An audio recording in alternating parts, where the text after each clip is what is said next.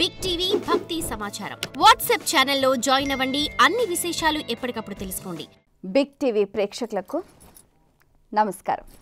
మాఘపురాణం ప్రత్యేక కార్యక్రమానికి సాదర స్వాగతం. శ్రీ గణేశాయ నమః, సరస్వత్యే నమః, శ్రీ గురుభ్యో నమః. మాఘపురాణం 12వ అధ్యాయం గృహస్థ ధర్మాలు. అయితే సువృత, మృగశృంగుని వీరి వివాహం గురించి మనం గత అధ్యాయాలలో తెలుసుకున్నాం. 8 రకాల వివాహాలు అని కూడా మనం తెలుసుకున్నాం కదా.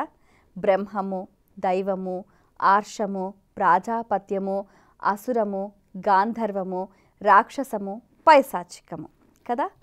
అయితే మరి ఎవరు ఏ పద్ధతిలో వివాహం చేసుకున్నప్పటికీ కూడా గృహస్థ ధర్మాలు అనేవి కొన్ని ఉంటాయన్నమాట.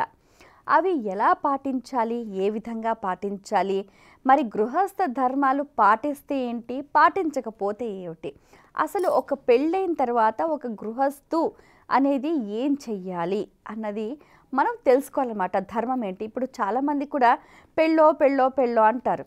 పెళ్ళి చేసుకున్న తర్వాత ఏం చెయ్యాలి, అంతకుముందు లాగానే ఉంటా అంటే కుదరదు కదా. మనం ప్రాతకాలమే నిద్ర లేవాలి చక్కగా. అంటే ఏంటి, ఇప్పుడు ఆడవాళ్ళు అనుకోండి, ఫర్ సపోజ్ అందరికన్నా ముందు ప్రాతకాలమే లేవాలి.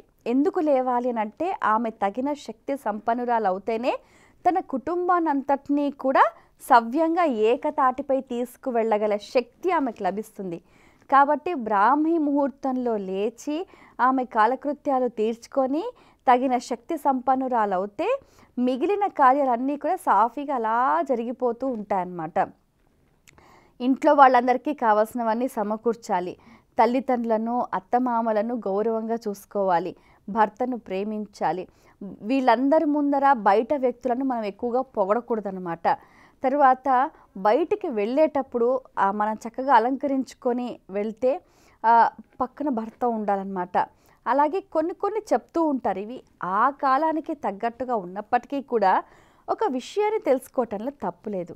ఇక గృహస్థు, మేల్ పర్సన్, ఇంటి యజమాని, అతను ఏం చెయ్యాలి, అతను కూడా ప్రాతకాలమే లేచి కాలకృత్యాలు తీర్చుకొని చక్కగా ఏంటంటే తూర్పు దిక్కున ఉండి సంధ్యావందనాది కార్యక్రమాలు చేసుకొని నదీ స్నానం, తటాక స్నానం, లేకపోతే బావి స్నానం, లేకపోతే ఇంట్లో బకెట్ నీళ్ళలో స్నానం, ఏదైనా కానీ స్నానం చేసేటప్పుడు నది పేర్లను తలుచుకొని చేయాలి.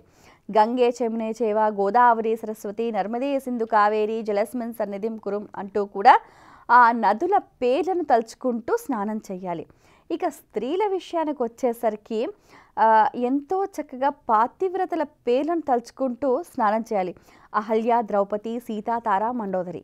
మళ్ళీ చెప్తా, అహల్య, ద్రౌపది, సీత, తార, మండోదరి, వీళ్ళ పేర్లను తలుచుకుంటూ స్నానం చేయాలి. అలా చేయటం వల్ల ఏంటంటే వారికి పాతివ్రత్య గుణాలు ఆపాదించబడతాయి. ఇప్పుడు మనం ఒక పేరును తలుచుకున్నాం అనుకోండి, ఆ పేరు, ఆ స్వరూపం, ఆ వ్యక్తికి సంబంధించిన గుణగణాలు మనకు ఆపాదించబడతాయి. ఎందుకంటే ఇప్పుడు ఉదాహరణకు అహల్య, ద్రౌపది, సీత, తార, మండోదరి ఒక్కొక్కరి జీవనము, వారి వ్యక్తిగత కార్యాచరణను ఒకసారి తీసుకుంటే పరిస్థితుల వల్ల వాళ్ళపైన ఒక అభియోగం మోపినప్పటికీ కూడా ఇన్ పర్సనాలిటీ తీసుకుంటే చాలా ఉత్తమమైన లక్షణాలు కలిగి ఉంటారు. అలాంటి లక్షణాలు మనం పెంపొందించుకోవాలి. మాఘపురాణంలో చూసారా ఎంత అద్భుతంగా చెప్తున్నారో. అలాగే ఇంకా మేల్ గృహస్థును తీసుకుంటే ఏంటి, తాను పొద్దున్నే లేవాలి, చక్కగా కాలకృత్యాలు తీర్చుకోవాలి, సంధ్యావందనం చేసుకోవాలి, స్నానం చేసిన తర్వాత దేవతార్చన చెయ్యాలి, తర్వాత తర్పణాలు విడవాలి, ఇంట్లో ఎవరికైనా ఏమైనా కావాలా అంటే అవన్నిటినీ కూడా తెచ్చిపెట్టాలి, సర్ది చెప్పాలి, బాధ్యతగా వ్యవహరించాలి. అంటే తాను ఒప్పించకుండా, తాను అవ్వకుండా ఒక గంభీరత్వంతో అంతా వ్యవహారం చేయాలన్నమాట. చాలా రెస్పాన్సిబిలిటీస్ ఉంటాయి. ఇప్పుడు ప్రస్తుత కాలంలో అవేవి మనకు ఎక్కడ ఏ కుటుంబంలో కూడా కనిపించవు అన్నమాట. కాబట్టి మనం ఏంటంటే సమయానుకూలంగా ఇలాంటి పురాణాలు, ఇలాంటి కథలు వినటం ద్వారా ఏమవుతుందంటే అవన్నీ మళ్ళీ మనకు జ్ఞప్తికి తెచ్చినట్టు అవుతాయి అన్నమాట, రీకలెక్ట్ చేయబడతాయి అన్నమాట. కాబట్టి మన 24 అవర్స్ లైఫ్ టైంలో మనం కొద్ది సమయం ఆధ్యాత్మికతకు మనం కేటాయించామనుకోండి, అసలు మనం ఏంటి, మన జీవనం ఏంటి, మనం ఏం చేస్తున్నాం, ఏం చెయ్యబోతున్నాం, ఏం చెయ్యాలి, ఏం చెయ్యకూడదు మనకు ఎప్పటికప్పుడు తెలుసా ఋషులు మునులు చాలా అద్భుతంగా తెలియచేస్తూ ఉంటారు. అలాగే ఇప్పుడు గృహస్థు ధర్మాలు మనం తెలుసుకున్నాం.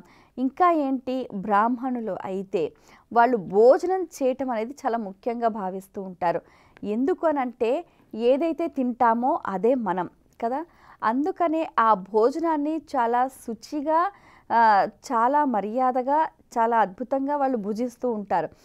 భోజనం చేసేటప్పుడు కూడా వారు చిత్రగుప్తులు పెడుతూ ఉంటారు. అలాగే భోజనం చేసేటప్పుడు చుట్టూ శౌచం అంటే నీళ్లు చల్లుతుంటారు. అంటే ఎందుకు అని అంటే క్రిమి కీటకాలు సూక్ష్మాతి క్రిములు కూడా వారు తినే విస్తర చుట్టూ కూడా ఉంటాయి అనేది ఒక భావన. నీళ్లు చల్లటం వల్ల అవి సద్దుమణుగుతాయి అన్నమాట. తర్వాత ఏదైనా ఆ ప్రాణులకు కూడా వీళ్ళు ఉదకాన్ని అందించినారు అంటే వాళ్ళు భోంచేసే కంటే ముందు కూడా సూక్ష్మ జీవులకు ఉదకాన్ని అందించి వాటి ఆకలిని కూడా తీరుస్తారు అని కూడా ఒక విషయం అందులో దాగి ఉందన్నమాట, ఆంతర్యం. అలాగే తిన్న తర్వాత కూడా చిత్రగుప్తులు పెడతారు, పితృదేవతలు కొంచెం పక్కకు పెడతారు. ఇలా ఏంటంటే భూత తృప్తి చేయాలన్నమాట. మనం పితృదేవతలకు అందించాలి. అలాగే ఇంట్లో వచ్చిన అతిథులను అందరినీ కూడా ఆదరించాలి. ఇప్పుడు మనకి ఇంటికి ఎవరైనా చుట్టాలు వచ్చారనుకోండి, టైం అయిపోయింది కదా అని చెప్పి ముందు మనం తినేసి పరిగెత్తకూడదు. ఫస్ట్ అతిథులకు భోజనం పెట్టాలి, తర్వాత మనం భోజనం చేయాలి. అలాగే ఇంట్లో భార్య కూడా తిన్నదా లేదా అని చూసుకోవాలి. ఆమెకు కూడా సరిపడా పదార్థాలు ఉన్నాయా లేవా అని కూడా మనం ఒకసారి గమనించాలి అన్నమాట. ఇవన్నీ కూడా ఈ ధర్మాలన్నీ కూడా మనకు పూర్వకాలం ఋషులు మునులు చెప్పారండి.